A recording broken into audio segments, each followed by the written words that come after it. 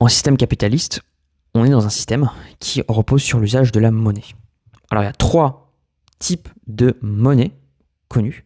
Les 3 types de monnaie connus sont les suivants. Il y a la monnaie divisionnaire, la monnaie fiduciaire et la monnaie scriptuaire.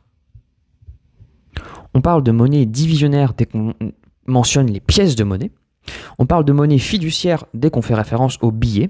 Et enfin, on parle de monnaie scriptuaire dès qu'on fait référence à la monnaie qui est écrite sur les comptes en banque.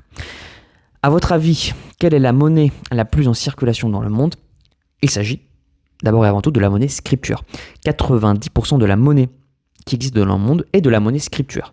Seulement 10% c'est de la monnaie divisionnaire et fiduciaire. Donc, sous forme physique, l'argent est très peu présent. Il est beaucoup plus présent sous forme numérisée.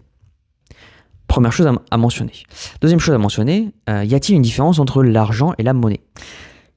Disons que l'argent, c'est ce que étudient les sociologues et la monnaie, c'est ce que étudient les économistes. Si on veut faire une autre distinction, on pourra tout simplement dire que la monnaie constitue la forme physique de l'argent. La monnaie constitue la forme physique de l'argent. Donc dès qu'on dit « as-tu de la monnaie ?», on veut tout simplement faire référence aux billets et aux pièces. Et on va dire que l'argent, ça englobe toutes les formes de ressources, dont les pièces de monnaie, mais ça peut aussi vouloir dire un certain patrimoine. Il a beaucoup d'argent.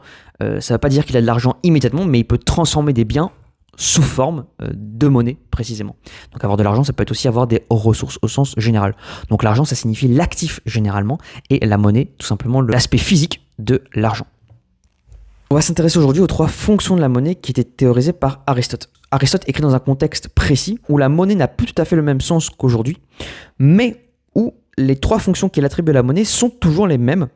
Alors pourquoi d'abord le contexte est différent? Tout simplement parce que la monnaie à l'époque d'Aristote n'est pas tout à fait la même chose que la monnaie au XXIe siècle. Alors la différence, c'est quoi? La différence, c'est la matérialité et la composition, ainsi que la valeur intrinsèque.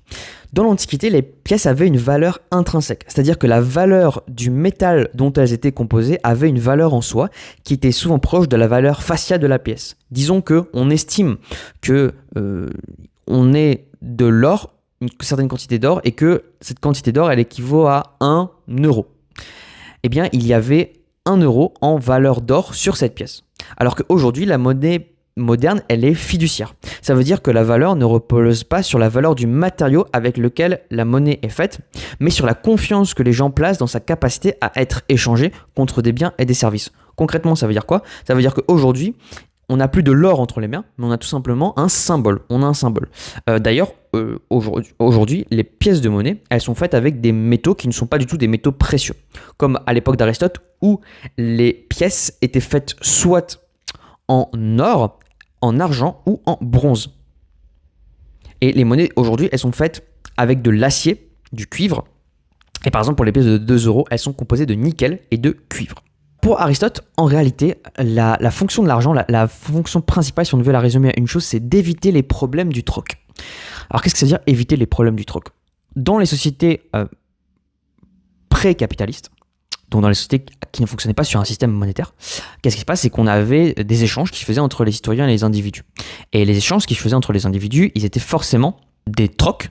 Ça veut dire qu'on échangeait un bien contre un autre bien. Disons que moi, je veux obtenir le lait de la laitière et que moi, je n'ai pas de lait, mais j'ai tout simplement du pain. Eh bien, je vais échanger du lait contre du pain. Le problème de ces échanges, c'est qu'à un moment donné, il est très possible, très probable que ces échanges-là ne puissent pas se faire. Comment est-ce que je peux vraiment mesurer si 1 litre de lait, ça équivaut à 1 kilo de pain? Est-ce que ça équivaut au même temps, au même effort, au même temps passé, aux mêmes ressources utilisées, aux mêmes compétences?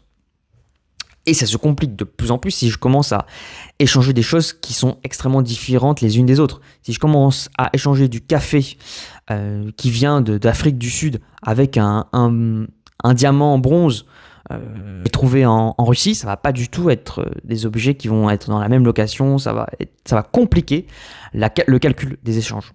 Premièrement, et deuxièmement, les objets du troc, ce sont soit des biens, soit des services. Or, les biens et les services, eh bien, ils ne restent pas toujours fixes dans le temps.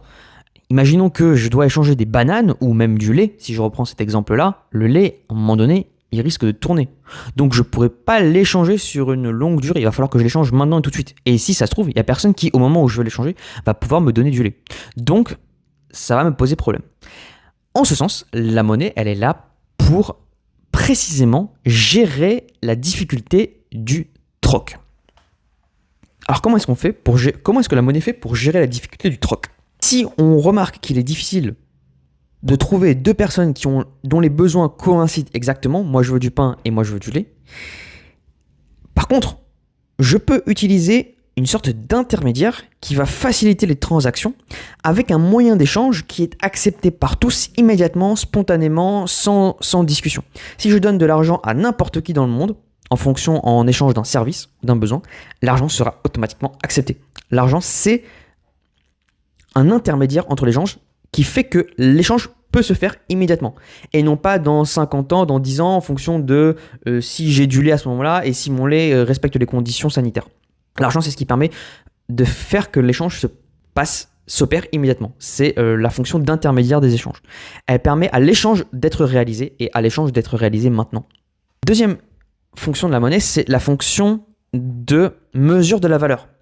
Comme j'avais dit précédemment, si j'ai des problèmes pour savoir combien vaut mon lait, est-ce que je peux vraiment le comparer avec ce que ça fait pour fabriquer et produire du pain? Ça va être compliqué. Par contre, si j'ai une mesure unitaire qui est la même pour tout le monde, alors ça va être beaucoup plus facile de comparer. Ainsi, par exemple, la monnaie, eh bien, ça sert précisément à ça. Ça sert à savoir à quel moment quelle chose vaut combien. C'est beaucoup plus facile d'échanger des biens si on sait quel prix il a et que ce prix est objectivable, c'est-à-dire que ça va être le même prix pour tout le monde et qu'on va pouvoir tous communiquer cette information sur le prix et que ce prix, il est stable dans le temps. La monnaie offre une échelle de valeur commune qui facilite la comparaison des prix et la détermination de la valeur relative des biens et des services sur le marché. Si je sais que mon lait vaut 1,20€, voilà, je sais que mon pain va valoir 1€, donc je vais pouvoir simplement les comparer beaucoup plus facilement que si je devais juste les comparer comme ça à vue d'œil. Avec l'argent, j'ai un moyen immédiat de comparer deux objets et de comparer la valeur des objets. Donc l'argent fonctionne comme une mesure de la valeur, il mesure l'importance, ce que ça apporte en termes chiffrés, donc en termes où tout le monde peut comprendre. Et enfin, troisième fonction de la monnaie, c'est la réserve de la valeur. Si j'ai des biens et des services qui peuvent périmer dans le temps, si je veux vendre mes bananes et mon lait, mais je ne peux pas les vendre maintenant, et que c'est grâce à ça que je survis, ça va être difficile pour moi de baser ma vie de vivre avec mes bananes et mon lait, surtout si au moment où je dois les vendre, il n'y a personne qui peut les acheter. Alors que par contre, si j'ai de l'argent, au moment où j'ai besoin d'aller chercher autre chose que des bananes et mon lait, des outils pour ma survie, pour mon habitation, des planches de bois, et bien avec l'argent, je vais pouvoir acheter immédiatement, tout de suite, ce dont j'ai besoin. Ainsi, l'argent fonctionne comme une réserve de valeur. C'est de la valeur qui est disponible immédiatement, tout de suite, si j'ai besoin de quelque chose immédiatement. Ainsi, Aristote a résumé les trois fonctions de l'argent qui sont toujours valables aujourd'hui. 1. Intermédiaire des échanges, ça permet de faire un échange immédiatement. 2. Mesure de la valeur, ça me permet de mesurer ce que valent les choses. Et 3. Réserve de valeur, ça me permet d'avoir avec moi de la valeur disponible immédiatement, sans que j'ai besoin de produire quelque chose dans l'immédiat. Et donner 2 autres éléments de réflexion pour aller un tout petit peu plus loin. Ça, ce sont les 3 fonctions classiques de la monnaie, donc réserve de valeur, intermédiaire des échanges, unité de compte. Et il y a d'autres fonctions qui ont été repérées. D'abord, la première fonction, c'est la fonction de cohésion sociale. Qu'est-ce que ça veut dire? C'est que l'argent, elle est là afin d'éviter les conflits lors de l'évaluation des contributions à l'impôt. C'est le rôle fondamental de la fonction d'unité de compte avant celui d'intermédiaire des échanges. En réalité, l'unité de compte, ça sert bien sûr à mesurer la valeur facilement, mais ça sert aussi à ne pas faire en sorte qu'il y ait de la violence sociale, ne pas faire en sorte qu'il y ait de la violence sociale au moment de la collection, au moment du recouvrement des impôts. Si le roi arrive et me demande mon dû pour l'État, et que moi je donne 2 serviettes, et que mon cousin donne 100 œufs, il risque d'y avoir conflit pour savoir comment est-ce que je vais faire pour si ma serviette est équivalente à celle de mon voisin. Et ça va permettre d'éviter certains conflits où justement certains vont dire qu'il y a des injustices par rapport à ce que moi je donne au roi, et alors que lui, ce qu'il donne au roi, ça a beaucoup moins de valeur. Et bien l'argent permet de niveler tous les biens et les services et de créer une échelle de valeur sur laquelle tout le monde peut se mettre d'accord, ce qui fait que tout le monde va payer la même somme à la fin, au moment où on va devoir collecter les impôts. Dernière idée, on va parler aussi de la dualité de la monnaie, le principe de dualité de la monnaie. Le principe de la dualité de la monnaie, c'est le fait que la monnaie, c'est à la fois un bien privé et en même temps un bien public. Elle est un bien privé parce qu'elle est constitutive des patrimoines des agents. Et elle est également un bien public parce que la stabilité de la valeur de la monnaie profite à tout le monde. Si j'ai de la monnaie, automatiquement, je vais pouvoir l'utiliser personnellement. Mais si la monnaie de mon pays est forte et que je contribue à la monnaie de mon pays, alors automatiquement, ma monnaie vaudra plus d'argent. Et donc, les biens et les services que je vais produire vaudront plus. Je vais pouvoir les vendre plus cher. Ce qui va me permettre d'accroître mon patrimoine. C'est pour ça que la valeur de la monnaie est que la monnaie a une valeur duelle au sens où elle est un bien privé et en même temps un bien public.